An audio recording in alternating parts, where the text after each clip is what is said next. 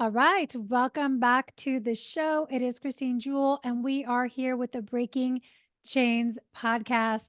I have an awesome interview lined up for y'all today. Awesome interview. Such a beautiful soul this woman is. Her name is Jamie Dahl. Jamie is a breast cancer survivor. She is the author of the book. I have two words for you. Her impactful story of breast cancer has been a source of hope and strength for so many individuals going through their own trials. In addition, from being an author, I know Jamie has an amazing, diverse background of life experiences, from being a professional dancer on national tour in New York City to being in the fashion industry. And alongside with her husband, she's a co-founder of Adult and Teen Challenge of Western Wisconsin, a local faith-based residential treatment center for women struggling with addiction. There is so much more. I'm going to let Jamie tell us a lot more of her backstory because it is just going to be piercing and moving. But thank you, Jamie, for being here. Thank you for having me. I'm excited to be here today. So Yeah. good. Okay. We met at a perspective event through a mutual acquaintance mentor, my mentor, anyways, Stacy Wallace. And we were at Perspective, which was a beautiful event. And it was beautiful, raw, real, lots of people sharing their stories. So good. Yes. So good. Yes. Yes. Yeah, we met there back in Florida a few weeks ago and Yep. just connected and yeah, it was an amazing time just really learning about all these wonderful people who are then, learning from Stacey Wallace, who's an incredible mentor and coach. I've Yep. known her for many years and Yep. very grateful for her and her family. But yes, we connected and just chatted a little bit and yeah, I think what I loved about that event is learning about other people and other people's stories. And I think that that's really important. And with my story is one, as you mentioned, Christine, is breast cancer is Mhm. something that is part of my story. I always like to say it doesn't define who I am, Exactly. but it is a chapter in my life story. And um, just to go back a little bit in regards to that, Yes. I was diagnosed with breast cancer in 2017. I was a busy mom, busy wife, just kind of doing all the things, checking all the boxes, and uh, felt like, at that time of my life, I thought nothing like this could ever probably happen to me because you always think it's that other person that's going to have that Mhm. horrible diagnosis or have that Mhm. terrible thing happen to them. And so I really was just completely blindsided by this diagnosis. I was actually in my kitchen and just somehow brushed up against my side and felt a lump in my right breast. Wow. And I thought, well, of course you go in thinking, well, that's just nothing. It's really probably nothing. And like I think most women and wives and busy mothers do is you put it off because you're taking care of so many other people. You put off taking care of yourself. And so Yes. that's what I did. I went a few months without doing anything about it. And Wow. it wasn't until a friend of mine who was my same age and in the same life situation as I was told me that she had just been diagnosed. And so all the red flags started going off for me. And I went in and got it checked out. But even at that point, when I'm laying on this table getting an ultrasound, I'm still in my mind running through all the to-do lists. Okay, after I leave here, I'm going to run to Target, Yes. and then I've got to go pick up this thing for the kids, and just kind of thinking this is just a blip in my radar as I'm Routine. getting through my day today. But then all of a sudden, the doctor stops and she says, "Jamie, I want you to take a look at something that I see on the screen." And so I looked back at the screen, and she pointed out this little white mass and she said, "I'm not really sure what this is." I knew she knew what it was. Yeah. But she said, "I'd like to get a biopsy." And so in that moment, here I am in this dark room by myself. My phone is locked in, a locker somewhere. I can't even call my husband. I'm completely alone and just flooded with these feelings of dread and fear. And it's just the most humbling moment, I Yeah. think, that you could go through. So, but the beautiful thing, and I wanted to quick touch on this, is even in this incredibly scary moment, uh, the woman that was sitting at the desk, she was a mammography tech. Um, when everyone rushed out to go get all the instruments to do the biopsy, she turned around and she said, "Can I pray with you?" Oh, so good. And Come it on. just, I said, "Yes." please. And she said this beautiful prayer. I didn't know her. I didn't know that she was a believer. She just blessed me in such a moment of chaos, and she gave me such peace. And I'll never forget that moment. Um, so going on from So there, beautiful. yeah, 5 days later, I did get that phone call that said, yes, you have breast cancer. Mhm. And that led me down a road of 4 very difficult rounds of chemotherapy that does what you would imagine chemotherapy would do. I lost all my hair, my energy, my strength, was very, very sick. And then after Mm. I got through those 4 rounds, then I had a double mastectomy with a reconstruction at that point. Wow. Yeah. Wow. So much, so much. I love that God sent you just the comfort that you needed in that moment. Yes. It's just such a reminder for all of us. But that story is so piercing. So you had a double mastectomy, then you Hmm. had a complete reconstruction Hmm. uh, after that. So okay, after the 4 rounds of chemo, was that it? Were you clear after that? I Yeah. was, and again, another God moment. When I got the phone call from the doctor, it was actually from a nurse to let me know that they had done all the tests and that I was cancer free. Um, Her name was Joy, the woman that Oh, called me. And so I say those couple of small little things, and not small, they were big to me at the time, but huge. just to show that anytime you're going through something difficult, God is always there. He's always Yes. in the details. He's walking you through these incredibly dark times. It says that we will go through the valley of the shadow of death, but to fear no evil, for I am with Yes. you. And that is exactly how I felt. I was literally felt like I was in the valley of the shadow of death. But those are just two examples. I could list hundreds of times when God just showed me his love for me, his faithfulness, and his presence. And he just really helped walk me through this really hard time. So good. Okay, so that was my question was obviously it's hard for anybody who's you're in the humanness, you're in your humanness, you're going Mhm, through this thing. And I know you have such a beautiful story on the other side of this too. But mhm. how was your spirit during that time? How was your Yeah. spirit? How was your marriage? Like you still had everything going on? Like did you actually slow down? Was it a wake-up call? Like I want to know what was going on in Jamie's mind and heart, while you were going through Mhm. that process because that's a massive wilderness season. I mean, some people think they're going through the wilderness, and I don't want to diminish anybody's experience because, but this perspective is everything truly. Right. Right. Yes. So talk to us about Yeah. like your state while you were going through that wilderness season. Yeah. It really was like being in a train and hitting a brick wall, right? And Yeah. it stopped me in my tracks. Mhm. And like you said, to your question, did it slow me down? Did it not? It absolutely did. I mean, it took me to a Good. screeching halt. Good. And there was such a beauty in that because I Mhm. think, when people often ask me, what are some of the main lessons that you learned from going through a trial like that? I always say number one is the importance of being still, because we live in a society where we're constantly rushing around, and there's so much to get done. There's constantly that to-do list, and people almost feel a sense of urgency just to be busy. And so this was really a time for me to that I was forcibly made to be still, and it was hard. It was very hard for me because Totally. I'm a goer, I'm a doer, and so uh, it was a time that I had to sit outside and watch the birds, because I physically couldn't do anything Yeah. else. I had to relinquish control over being able to take care of my children and ask for Mhm. help. Mhm. I think that's really hard, I think Yes. especially for women to do, is to ask for help. So being still was just so important, and one of the verses that I just really relied on was Exodus 14:14, where it says, "The Lord will fight for you. You need only to be still." Come on. Woo! I just got goosebumps. Say it again. Say it again. Yes, Say it again. the Lord will fight for you. You need only to be still. So that's what I really had to lean on and just Mhm. trust, because my spirit, you had asked, how was my spirit in Yeah. going through all this? Yeah. And it was strong, but because I trusted in the Lord, I knew that He would walk me through this and He would not Yeah. leave my side. But I was weary.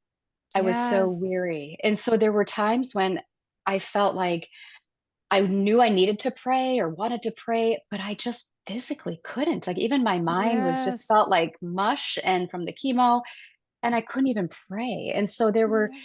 so many times when I just would lay in my bed and just say, "Help me, Jesus. Help me, Jesus." And I could just say those few words. Or I would just rely on my friends to pray for me. And I think it was very much a Moses moment with Aaron and her holding up his hands Mhm. because he got so tired, in the Yeah. battle, praying over this battle. And with the story in the Bible that their side would win if he was holding up his hands to the Lord, but they would start losing if he would lose it or lower his hands. And so he brought his friends and family around to literally lift up and hold his hands up Because he got physically tired. because he got Mm. physically tired. And Yeah. so I think that's just a really important um, lesson to learn and to adapt that to us too. That there are going to be times when we're spiritually exhausted, uh, but we can allow people to come in and lift up our hands and pray for us, help us out in practical ways, and just really lean on your community around you. So good. As you were talking, like that is so good. And again, I want to iterate, like no matter what circumstance people are going through, because we might even be strong in spirit, but just weary in the flesh. Like Hmm. we just don't have the capacity anymore. Maybe you're mentally weary, emotionally weary. You just don't have anything. As you were talking, it was like, and I'm not saying the exact verse, but it reminds me that like your father knows exactly what you need. He knows Hmm. how to get it to you. And the Holy Spirit intercedes on your behalf, even when you don't know what to pray for. The Holy Spirit comes in. And so because he knows we're going to be tired. We're going to run out of our own juice, and he's going to bring the people around. I think he's going to bring the people around if we're willing, if we're Yes. open, because it is a humbling experience, whether you're going through the breakdown of a business right Hmm. now that was a huge piece of your identity, or the breakdown of your health, or maybe even the breakdown of a marriage. Hmm. Some of us want to hide. We don't want people to see us in that state. I mean, I can imagine, right? Your hair is falling Hmm. out. You can't do all the things. You're a gorgeous woman. You're always been gorgeous, but you're so much more than your outer shell. But Right. there's so much emphasis we place on the outer shell, or the Hmm. outer persona, or the outer strength. And to be sitting there is such a raw, humbling moment. And I haven't gone through it in my health. I've gone through it in business and the divorce and other things. And so I remember it was like, I think the moment that God really came in was that, okay, I surrender. I'm like, take me, like, I need help, help me, Jesus. That moment of Jesus, take the wheel. And Yes. so I love that. And you're such a beautiful story. So you came from like a background of performance. You come from a dance background, a fashion background, right? All of Mhm. these things.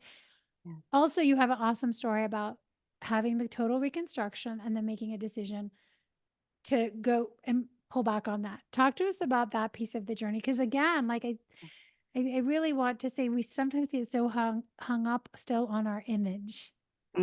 Yes, it is. It's a big issue, and that's God started to kind of pull that out of me a little bit in the beginning when I first lost my hair, and he started showing me that, hey, you've got a little bit of pride there that might Hmm. need to be addressed as it relates to just our image and my image.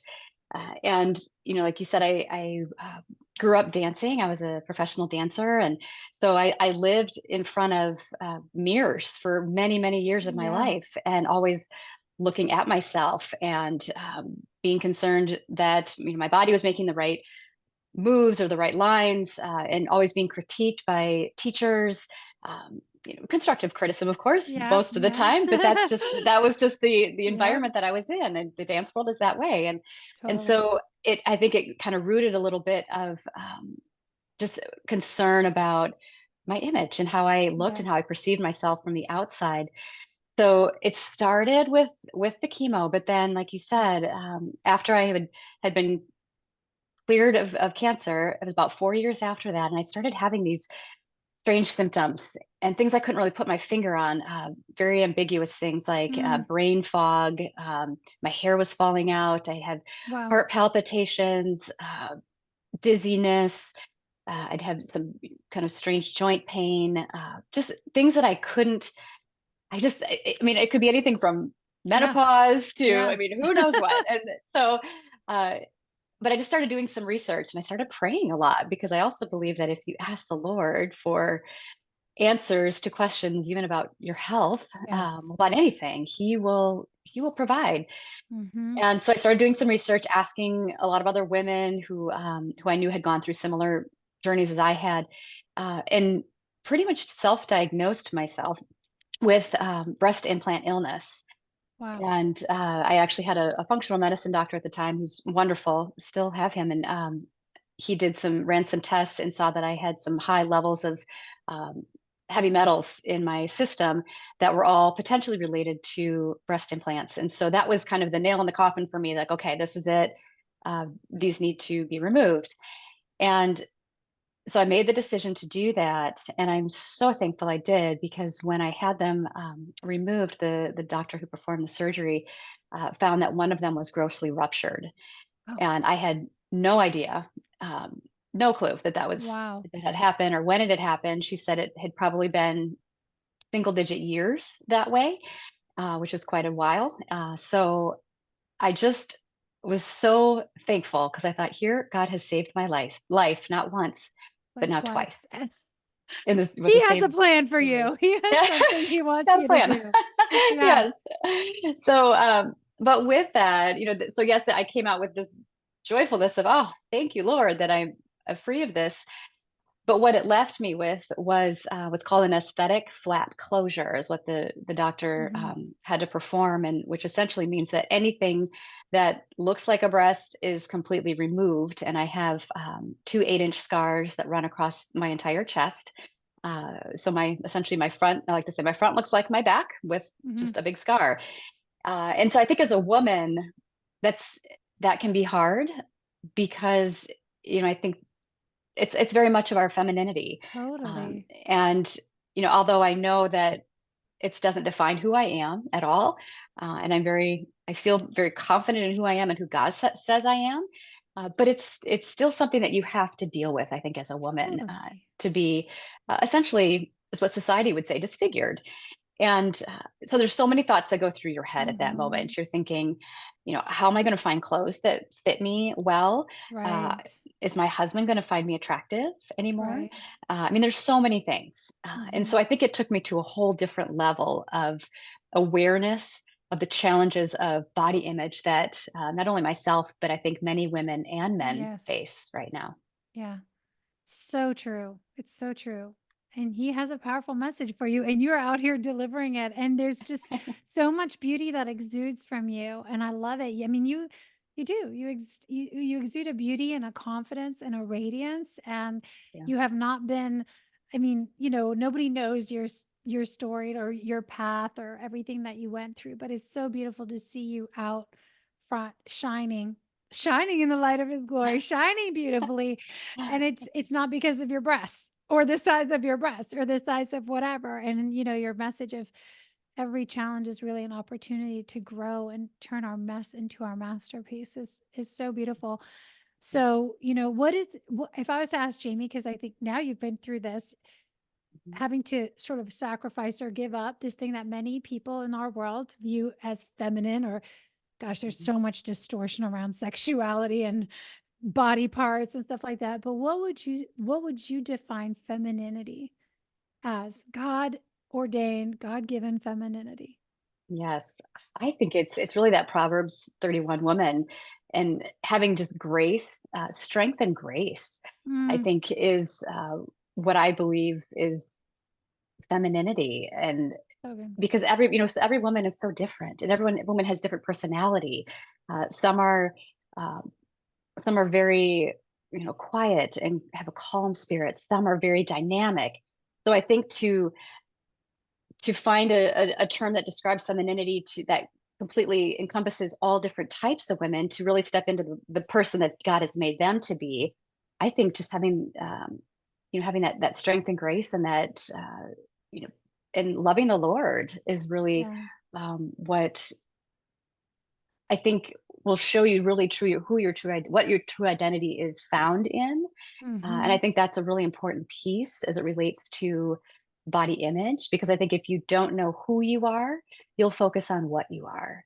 Oh, come So, on. Yes, if you don't know mm, who you are, you're gonna focus on what you are, or yes, what you have, or what right. you don't have, or Yes, what other people say you are.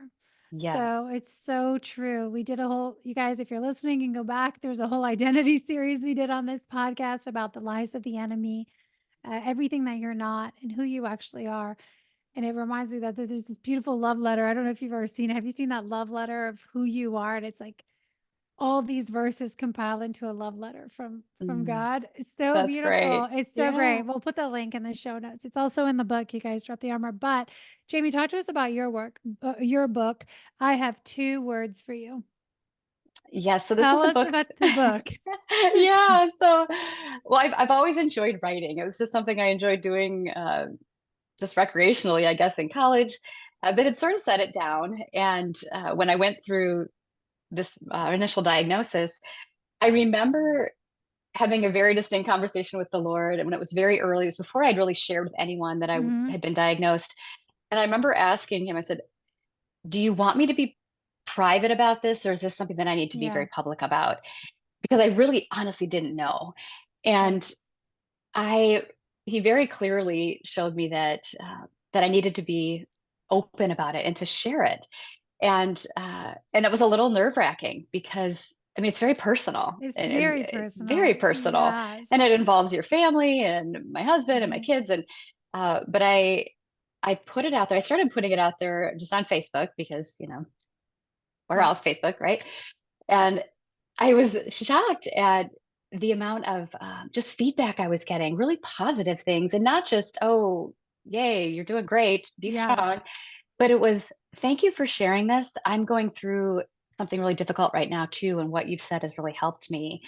And it was overwhelming. And so that right there planted a seed. And Mhm. then after I kind of made it through the majority of that journey, I had so many women reaching out to me who had either just been diagnosed themselves or knew someone who had been diagnosed, and they all had a lot of the same questions. And I just kept Mm. thinking, I wish I could put what's in here in my head and what I've experienced and put it in something that I could just hand to you. Uh, Yes. and then also, and most importantly, show how God walked me through that time to be an example for someone else to possibly, to lean on him as well. Mhm. And so I just felt like, okay, I got to write a book. Yeah. And so that's what happened. And Stacey Wallace helped me with that, which was Nice. wonderful. So helped me Nice. get that published. And yeah, it's been not only a good thing for me to be able to process a lot of those emotions and a lot of those memories, but then to really feel like God is really taking all things and using them for His good, Yes. because I wasn't going to let the enemy get the last say. And so this book has really been a way to do that, to really give God glory and then to help other women. And actually, I've had some men read it as well and say that it That's has been awesome. helpful.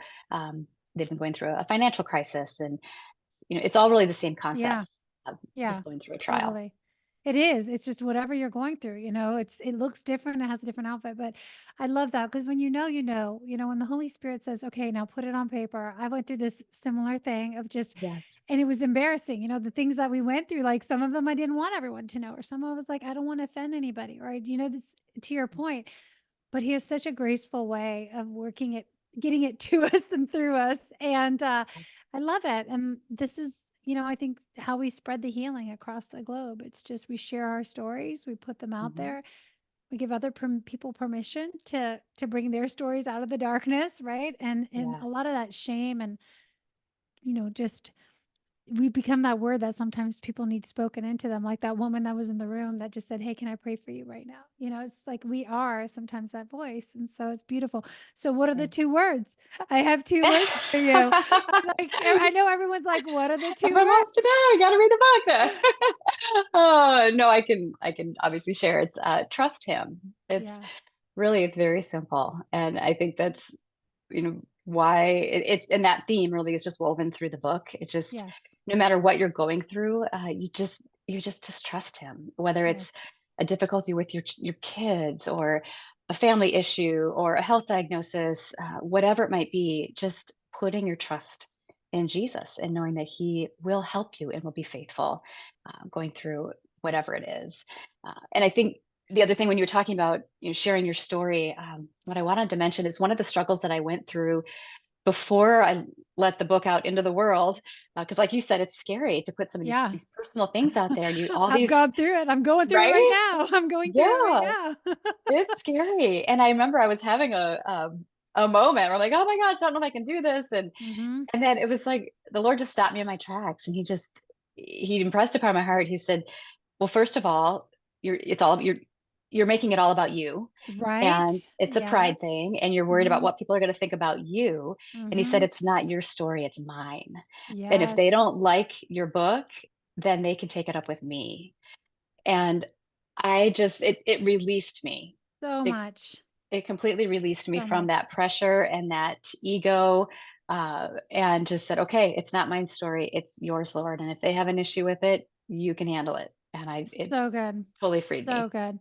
And I had a similar moment, and I love that, and I wanna share because it's amazing how our pride sneaks in there, whether we're trying to Mhm. save a business or we wanna lead a team, and when it starts to feel heavy and it starts to feel like, "Oh my gosh, I have to do this all alone, and what will people say?" And I remember when I sent out, uh the whatever the book excerpts for endorsements, and I got the first round of endorsements in, and I was so excited, and I was going through this walk around my neighborhood, and I was like, oh god, thank you, like this is so awesome, like you are supporting me, and I thank you for the confirmation and the affirmation. And it's like, yes, and he's like, let me remind you, Mhm. I'm not supporting you, I'm inviting you. Yes. I'm going, I'm doing a thing. You get to be part of it. So I'm already gone before you. And it's the Yeah. same thing is that it's his message, it's his business, it's his children. They're his people that, yes, there are employees, but they're his people. And so I think this can really be so liberating if we get it that we don't have to carry it all ourselves, but also like, let's not give ourselves too much credit. Like, yes, we want to give credit, and also notice, like, where am I making it about me? And I can totally relate to that also, where I was like, oh, I don't want people to think this, or are people going to challenge my theology or whatever. And it's like, it doesn't really matter. Mhm. It was your experience. You're a storyteller in the process. You're sharing your journey. You're bringing people along. We do our part. We let God provide the rest. Right. And it's like Right. such a powerful message. I'm glad you brought that up. So, Yeah. how I'm curious, are you leading differently on the other side of this experience? Because I know it definitely, like my experience was nothing like yours, but it rattled me. And I'm a different woman on the other side. So, what also captivated me was hearing when we met, was just hearing how you and your husband and through the dealerships and the Mhm. nonprofit work that you're doing, like you're really using even a very, very profitable corporate businesses to glorify God, to really give back to the community. You've got the nonprofit thing going. Like, were you always doing this, or is this like amplified after this experience? Like, are you leading differently on the other side, or how did that change, or affect you guys? Right. Yeah. I think so. So yeah, you mentioned my husband. My husband has a family business. He's fifth generation with his two brothers in a auto dealership group, and so he's the president and CEO of that organization. And he's also in recovery from drugs and alcohol addiction. He's 18, yeah, about 18 years sober, I believe. Wow. Okay. And so, and then we lost his mother tragically. Um, she battled with alcoholism as well. We lost her right after we were married about 16 and a half years ago. So there's a lot of history of going Mm, through difficult stuff, mm, difficult things in mm-hmm.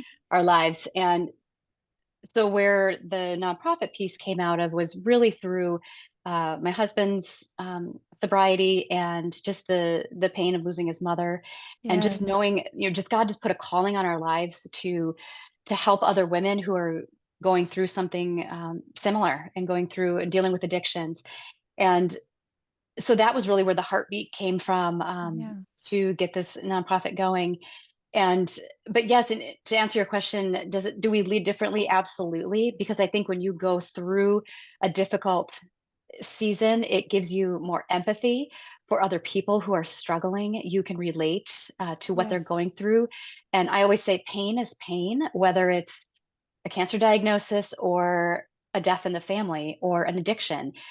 People experience pain. It's just what the cause of that is different. Yeah. But there's trauma in everyone's life in Yeah. some form or fashion. And so I think going through these difficult things ourselves has made us more empathetic leaders. It's uh, it's it's really helped us to relate to other people in their struggles, and it's really opened up just more opportunities to use what God has given us to steward it well for Yes. His kingdom and for His glory. Yes.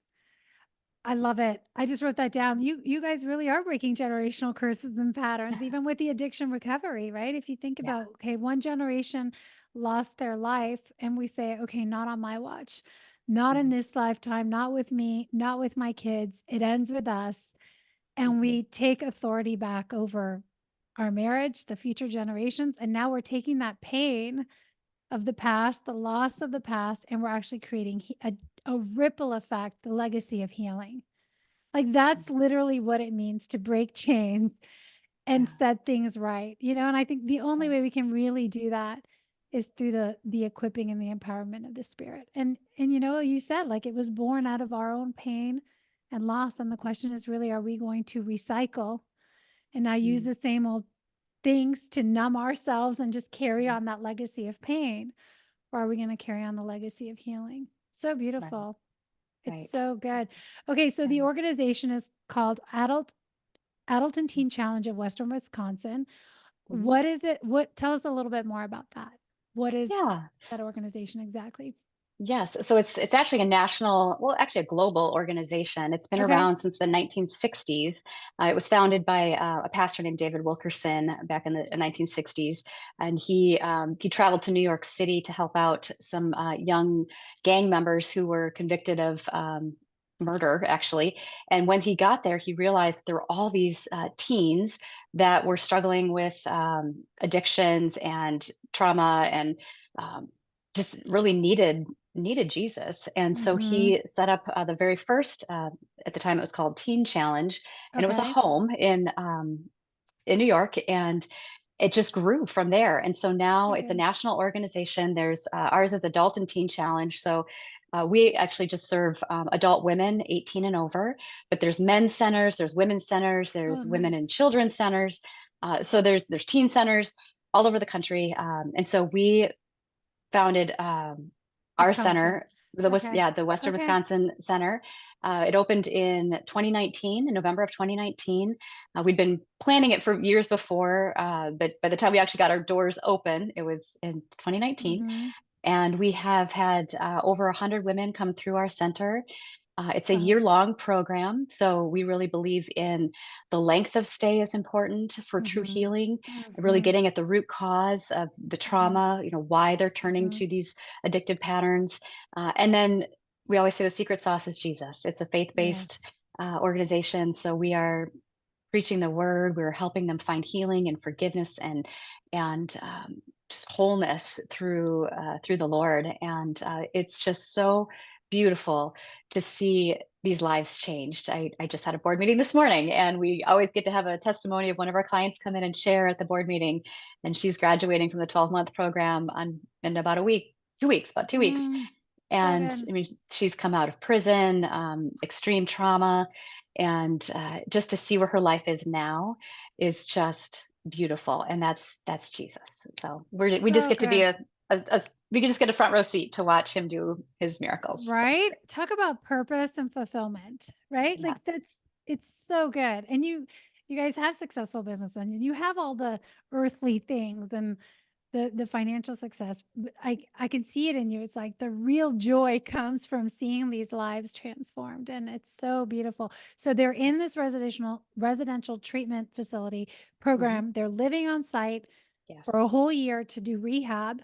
And Hmm. it's a holistic approach. It's mental, emotional, Yes. physical, Yes. spiritual roots, faith-based, and then when they come out of the 12-month program, Mhm. then they're reintegrated into the workplace, or are they starting to do that already while they're in there? Yeah, so we have a program, we call it our aftercare program. So there's Okay. a wing of our building that is specifically for aftercare. And these are for women who have graduated the 12-month program. They can Okay. then live in aftercare I mean, it's kind of a case by case basis. All we require is a very minimal rent.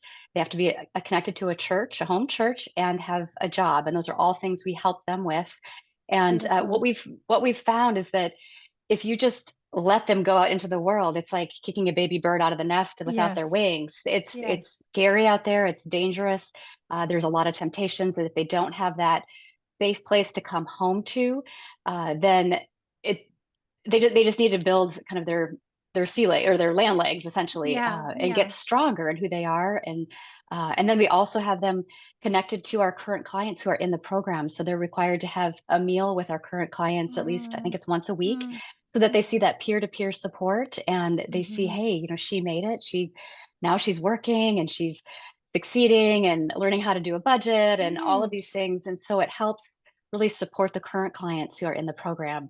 So that's kind of that next step once they So graduate. good. So, So good. mhm. And it also gives them so much purpose. Being in that space of like now I get to mentor, I get to be because that itself does wonders, right? Now all of a sudden I have a Yes. purpose. I'm showing somebody else what's possible and I'm the source of inspiration. Like what? That is so so beautiful. As you were talking, I just wrote down grace and structure because there's so much grace in the process Mhm. and there's the structure to support people. It just made me think Yes. about sometimes we have situations in our life, maybe we're trying to help people in our lives heal, Mhm. rehabilitate. Uh, I grew up in a home where there was a lot of addiction. My father's still, 80 years old and still under the claws of it. And there's a lot of damage that can get done. And sometimes we're trying to be the ones to save the people in our family and bring them Mhm. along. And really when you can find whether it's in the community or wherever that there's a place where they can go where there's people to support them and there's grace and there's Mhm. structure, uh, Yes. it's so important. And what I really like about it too is that you didn't have to create this just on your own. There's an organization and you basically opened a branch, right? It's kind of like a franchise basically. I mean, it's not a Pretty franchise, I guess, if it's a kind of nonprofit. right, kinda sorta. We had to have our own, 501(c)(3), and, we did all of the, hiring of our executive director and all the Beautiful. staff. The national organization supports us with, just if we have any, Yeah. certain questions and things. So we're so grateful for our staff. They've really just built it. So it's nice, you can kinda have your own autonomy, and have your own culture and really make it your Yes. own, which is great. So we've been grateful for that. But yeah, just the importance of when someone comes in, our first thing is you just love them. We just love them well, and oftentimes they're very skeptical of that because they've never been loved in a Right. They healthy don't know way. they don't know how to be They don't loved. know. Right, Yeah. but we just bring them in, we love them, we give them, like you said, grace with the structure, that's perfect, that describes it beautifully, Yeah. and then we also have a policy that we never turn anyone away because of the inability to pay. It's a nonprofit, so obviously if they can contribute something to it, great, but if they can't, which the majority, I would say like 99%, have nothing, and that's why our job is to fundraise and to be able to support the program so that there are no barriers for someone to be able to come in and get the help that they need. So good. So good. Well, we're gonna put the link to that in the show notes. And what you said is so powerful, and I think it's actually a really good place to land, is that in the beginning, we just love them. I Mm, was going for a walk the other day. I was in the garden. I was actually just walking in the garden there, and I was like, I just really felt Jesus saying, like, you don't understand. You still mm, don't even understand how powerful love is. Like just loving someone. Like it does the work. mhm, You don't have to do all the work, right? Sometimes we're trying to, okay, I'm going to love on my people and we have to do like the million other things and we're like running around and like we want to love them, but we're stressing about everything else. But if we can really drop in and just pour love into people, it's like his power begins to, that power of love begins to move things. And yes, you still have structure, right. but in the beginning, and also what you said is huge because I've heard that so many times. And I went through this actually. Is like nobody ever taught you how. to be loved. Like, what is that? It feels uncomfortable. It feels wrong because, what's familiar maybe is abuse or verbal lashings or being abandoned or rejected or whatever it is. And so I think a lot of us actually, more than we recognize, and you don't need to be an addict, it's like a lot of us could benefit from learning how to really be loved, to be Right. lavished on um, with love. And there's not a lot of people or place. There are lots of people or places, actually. I don't want to speak that, but getting in the right communities where that's the norm and not the exception. Correct. Because there are communities where that's the norm and not the exception. I'm glad I caught myself on that because I almost said there's not a lot of people out there, but that's a lie. There are a lot of people. We're just been going and hanging out in the wrong places. And there are communities and churches and groups and organizations and just beautiful people out there that know how to give love and know how to receive love. So if Right. you guys are listening, get and here's it. You don't have to go chase it. All it is like you saying, God, yes, I'm ready for that experience. I'm willing, I'm open, send it to me, and then release how he does it. Yes. That's great. So Right? true. Yes. Okay, as we wrap, so much goodness, and I feel like there's so many more things I want to ask you too, but for the sake of time, if you were to drop in, and maybe you've already told us this, if you could just drop in and into people's psyche, into their like way of thinking, a new mental program that they could just take from this moment on, and it would just be their way of thinking.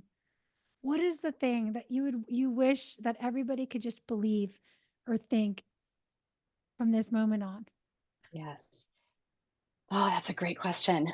Uh, I think if everyone could just believe that they are fearfully and wonderfully made, that we are God's handiwork, created in Christ Jesus to do good works that God has prepared in advance for us to do.